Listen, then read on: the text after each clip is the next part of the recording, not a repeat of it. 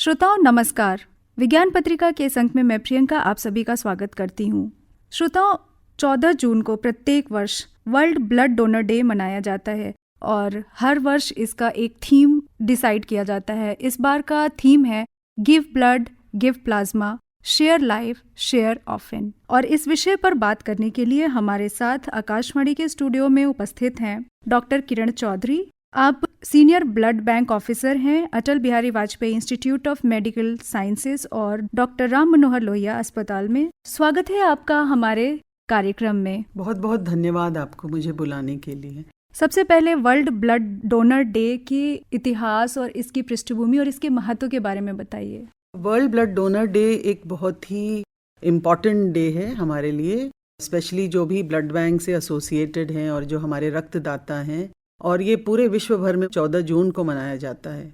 और इसका ये महत्व है कि इस दिन हम अपने डोनर्स को आभार प्रकट करते हैं, उन्हें हम सम्मानित करते हैं, फेलिसिटेट करते हैं। बहुत सारे आयोजन होते हैं, पूरे विश्व भर में आयोजन होता है और ब्लड डोनेशन कैंप्स भी लगाई जाती हैं। और इसका ये एक मकसद होता है कि हम लोग और जागरूकता फैला पाएं कि ब्लड की कितनी आवश्यकता है, रक्तदान की कितनी आवश्यकता है और आगे बढ़ बढ़ के लोग फिर इसमें पार्ट लें। इसलिए इस दिन का बहुत ज़्यादा महत्व होता है। रक्तदान में रक्त का कौन सा भाग लिया जाता है या अलग अलग भागों का अलग अलग प्रयोग किया जाता है? जी, रक्तदान जब हम करते हैं तो आमतौर पर पूरा रक्त निकाला जाता है, जो कि लाल रंग का प्रतीत होता है, वो पूरा निकाला जाता है। इसके अलावा एफेरेसिस प्रोसीजर्स हैं जो बहुत ही स्पेशलाइज्ड एरियाज में की जाती हैं, बट आमतौर पे जो रक्तदान होता है उसमें मनुष्य से खून निकालते हैं और फिर उसकी हम लोग एक इकाई खून से हम उसका 4 भाग बनाते हैं। आमतौर पे 3 भाग बनाते हैं, लेकिन हम 4 भाग भी बना सकते हैं। और इन 4 भागों को मरीज के जरूरत के हिसाब से यूज किया जाता है। तो 4 भाग बनाने को हम लोग कंपोनेंट सेपरेशन बोलते हैं। और इसका ये फायदा होता है कि एक ही व्यक्ति के ब्लड से हम 3 या 4 लोगों की जान बचा पाते हैं। तो इसके जो भाग होते हैं वो एक होता है red cells, packed cells, platelets, plasma और फिर हम लोग क्रायोप्रेसिपिटेट भी बना लेते हैं। एक बार में रक्त की कितनी मात्रा कोई दान कर सकता है या फिर जो ब्लड बैंक है वो लेता है? एक बार में हम लोग 350 ml 350 मिलीलीटर या 450 मिलीलीटर ब्लड ले सकते हैं। और अगर वो डोनर हेल्दी हैं, वो 60 किलो के ऊपर का वजन है, तो फिर हम लोग 450 मिलीलीटर खून लेते हैं। अगर वो 45 से 60 किलो के बीच में है तो हम 350 ml ही ब्लड लेते हैं उनसे। आमतौर पर लोगों में ये धारणा है कि इससे कमजोरी हो जाती है, इसके बारे में कुछ बताइए। ऐसी बहुत धारणाएं हैं, क्योंकि देखिए एक तरफ से ब्लड चढ़ाकर मरीज ठीक हो गया तो एक वो भी लोगों के अंदर परसेप्शंस हैं कि भाई ये तो लाइफ सेविंग चीज है। तो इसके कारण उन्हें ये लगता है कि अगर हमारे शरीर से खून निकला तो फिर हम मर जाएंगे या हमें कमजोरी आ जाएगी। लेकिन लोगों को ये नहीं समझ आता, या हम लोगों ने उनको ये समझाने की कोशिश नहीं की है कि हमारे शरीर में 5 से 6 लीटर खून होता है, जिसमें से हम एक बहुत ही छोटी मात्रा, मतलब 350 ml क्या, पाव छटाक, बहुत छोटी मात्रा निकालते हैं। और इसका पूरा ध्यान रखते हुए निकालते हैं कि जो रक्तदाता है उसे कमजोरी नहीं हो, उसे कोई बीमारी नहीं हो, उसे कोई परेशानी नहीं हो। इसीलिए लोगों को इन भ्रांतियों से डरना नहीं चाहिए।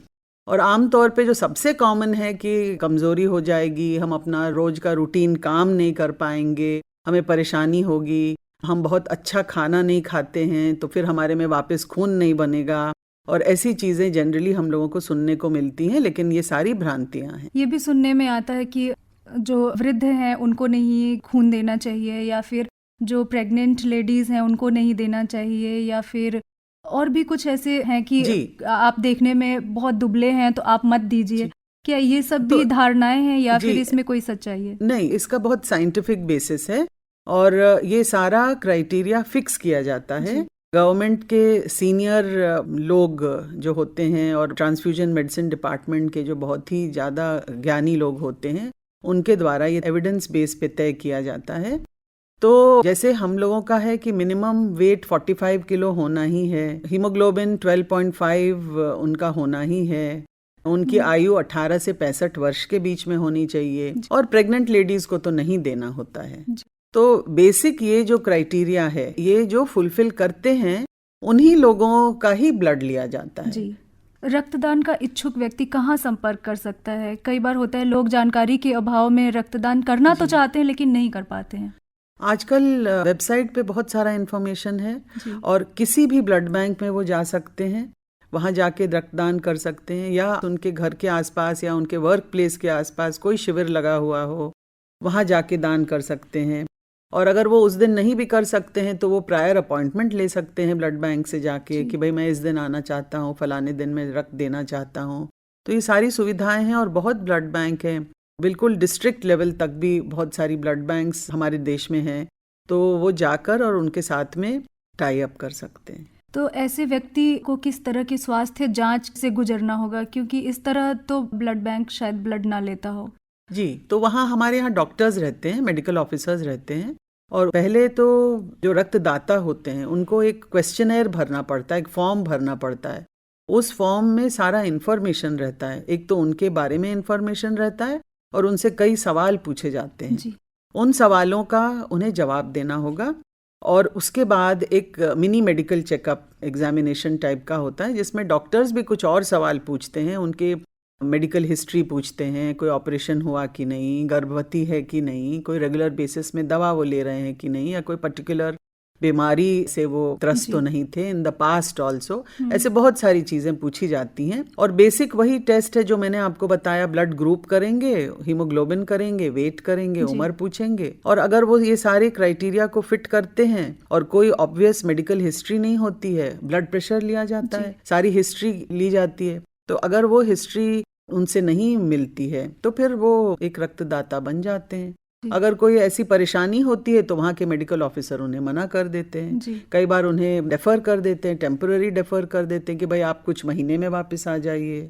कई बार उन्हें समझा दिया जाता है कि नहीं, इसका आप इलाज कराइए, आप फिर आगे रक्तदाता नहीं हो सकते हैं। एक बार जो रक्त निकालते हैं उसके बाद उस रक्त को पुनः वापस शरीर में बनने में कितना समय लगता है? जो उसका तरल पदार्थ होता है वो तो 24 से 48 घंटे में वापस बन जाता है, और जो उसकी कोशिकाएं होती हैं वो अराउंड 2 वीक्स to 3 वीक्स में फिर बन जाती हैं। तो ये बनता रहता है शरीर के अंदर, इसीलिए आप अगर रक्त देते भी हैं तो वापस आपके शरीर में ये बन जाता है। तो इससे डरने की जरूरत नहीं है कि आपका रक्त निकाल लिया गया तो आपका कम हो जाएगा, ऐसा कुछ नहीं है? ऐसा नहीं है, ये बनता रहता है शरीर के अंदर। ये डर तो लोगों के मन से निकल ही जानी चाहिए जी। रक्तदान में जो रक्त एकत्रित करते हैं ब्लड बैंक, उसको किस तरह से संरक्षित रखते हैं? जैसे आपको मैंने बताया कि 1 यूनिट ब्लड से हम 4 कंपोनेंट्स बनाते हैं। तो इन 4 कंपोनेंट्स बनाने के पीछे इसका साइंटिफिक बेसिस यही है कि हर कंपोनेंट अलग अलग टेम्परेचर पे रखा जाता है, तभी उसकी वायबिलिटी रहती है, मतलब उसका उपयोग आ सकता है पेशेंट के शरीर में जाकर। तो जो पैक्ड सेल्स हैं वो हम लोग 2 to 8 डिग्रीज में रखते हैं। प्लेटलेट्स को हम रूम टेम्परेचर 20 से 24 डिग्रीज पे रखते हैं। फ्रेश फ्रोजन प्लाज्मा को -40 डिग्रीज पे रखते हैं, क्रायो को -80 पे रखते हैं। तो इस तरह के इक्विपमेंट्स हमारे ब्लड बैंक में होते हैं जिसमें हम ये सारा कुछ रख सकते हैं। तो जो ब्लड बैंक में रक्त होता है, अगर किसी को अचानक रक्त की आवश्यकता हो तो किस तरह से वो संपर्क कर सकता है? जिसको भी रक्त की आवश्यकता होगी वो किसी अस्पताल में एडमिट होगा जी। तो जहाँ वो एडमिट हैं और वो डॉक्टरी जांच के बाद डॉक्टर को लगता है कि नहीं, इन्हें ट्रांसफ्यूजन की आवश्यकता है, उसका एक पूरा प्रोसेस है। वो फॉर्म भरते हैं, अगर ब्लड बैंक अपने अस्पताल के अंदर है तब तो वो वहाँ पे रिक्वेजिशन फॉर्म भेजते हैं, रिक्वेस्ट भेजते हैं।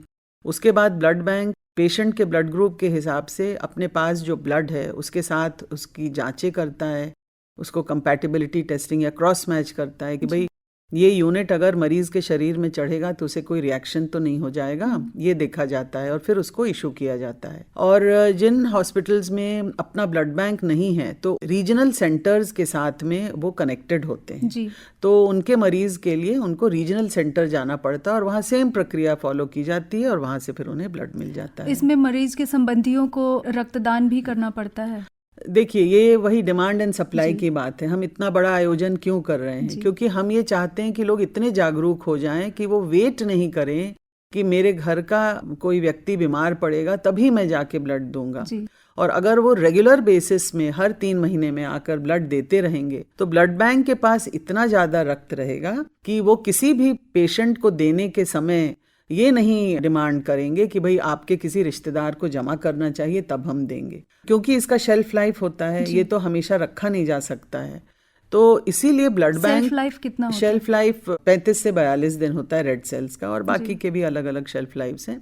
तो मेरा ये बोलना है कि अगर ब्लड बैंक के पास सफिशिएंट स्टॉक है तो वो फिर रिश्तेदारों से ब्लड नहीं मांगेंगे जी। तो इसीलिए हम ये चाहते हैं कि आपके मीडियम से, आकाशवाणी के माध्यम से ये लोगों तक इन्फॉर्मेशन पहुंच जाए कि आपको वेट नहीं करना चाहिए, आपको आकर हर 3 महीने में रक्तदान करते रहना चाहिए, रेगुलर करना चाहिए। इस बार का हमारा स्लोगन भी यही कहता है। ब्लड बैंक से प्राप्त जो रक्त होता है उसमें इन्फेक्शन के कितने चांसेस होते हैं? इसमें इन्फेक्शंस के लिए सारी जांचें की जाती हैं। आमतौर पर 5 इन्फेक्शंस के लिए हम करते हैं: malaria, hepatitis B, hepatitis C, HIV और सिफिलिस। और जांच होने के बाद ही ब्लड रिलीज होता है। अगर जांच में कोई कमी पाई जाती है तो फिर वो ब्लड हम लोग चढ़ाने के लिए परमिट नहीं करते हैं। लेकिन यहाँ पर मैं सब श्रोताओं को ये बताना चाहूँगी, जो कि बहुत ही ज़रूरी बात है, कि जब आप डोनर क्वेश्चनर भरते हैं और जब ब्लड बैंक काउंसलर आपसे बातचीत करते हैं तो आपको एक अच्छे नागरिक के तौर पर अपनी पूरी मेडिकल हिस्ट्री या अपना पूरा बिहेवियरल हिस्ट्री आपको पूरी सच्चाई से देनी चाहिए। और अगर स्पेशली उसमें जैसे पूछा जाता है HIV और दूसरे संक्रमणों के लिए कि आपका मल्टीपल सेक्सुअल पार्टनर है कि नहीं, ऐसे क्वेश्चंस को अगर आप सच्चाई से जवाब देंगे तो आपको बता दिया जाएगा कि भाई आपका खून बहुत हो सकता है कि टेस्ट में भी हम लोग डिटेक्ट नहीं कर पाए कीटाणु, तो उन्हें काउंसिल करके बता दिया जाता है कि हाई रिस्क सेक्सुअल बिहेवियर है, तो फिर आप सही कैंडिडेट नहीं है ब्लड देने के लिए।